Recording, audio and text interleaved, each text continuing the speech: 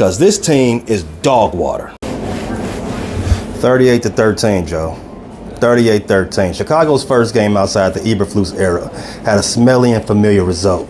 We thought the rancid play and some of the execution issues would be washed away now that Eberflus and Waldron are out the door, but now we're all scratching our heads, looking ashy, and looking at the last coordinator holdover from that regime and wondering like, damn, do we got to get rid of you too, bro?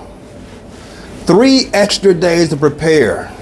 3 extra days to prepare. Eric Washington's defense got drug up and down the field all afternoon to the tune of 452 total yards and over 7 yards per play. The offense wasn't too much better.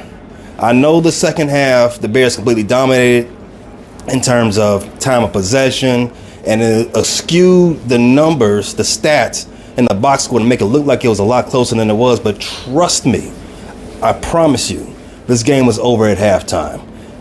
Bears went into the locker room at halftime down 24 points, 24-0. Bears had 1 first down that half.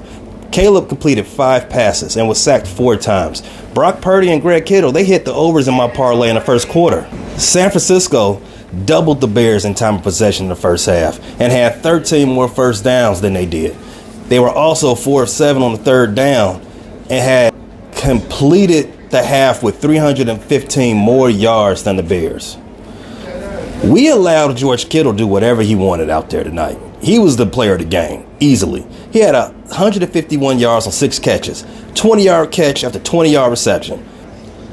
A lot of people thought he was washed. He was cooked. He's on his last leg ready to get about the league. But I guess he had a lot of smoke left in that tank just for us. Because the boy was out there doing wrestling moves against us all day. Elbow drops, leg drops, suplexes, come off the top rope against us for 4 straight quarters. He hadn't had a game of 150 yards since the 2021 season. In fact, he's had 5 100-yard games since the end of that season. And he had 151 on us on 6 catches. Caleb Williams is the number 1 draft pick of his draft class. Brock Purdy was the last draft pick of his draft class. And I couldn't tell you who's who. Now, I know that's not completely fair. Caleb has played a lot less game than Brock Purdy. But goddamn, Brock Purdy didn't have no issues with our defense, especially in the red zone. That whole team as a whole did whatever they wanted to do all afternoon. I don't think he had an incomplete pass, to be honest with you. It leaves us left wondering. We had all the mojo coming into this game. We had been playing better. It was just our coaches were letting us down. Now we're looking like maybe it's the players. Maybe the entire team is rotten to the core.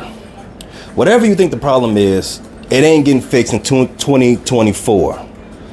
You can start watching college football playoffs. January 1st is going to be here in a second.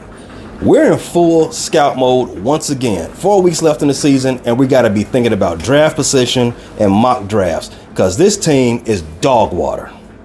Fat, dirty cheeks. 38-13, Bears lose. Thanks for listening to this latest edition from the Frustrated Chicago Sports Fan channel. Whether you listen to this on Apple Podcasts or Spotify or watching on YouTube, make sure you like, subscribe, share with a friend, and hit the notification bell so you never miss a drop.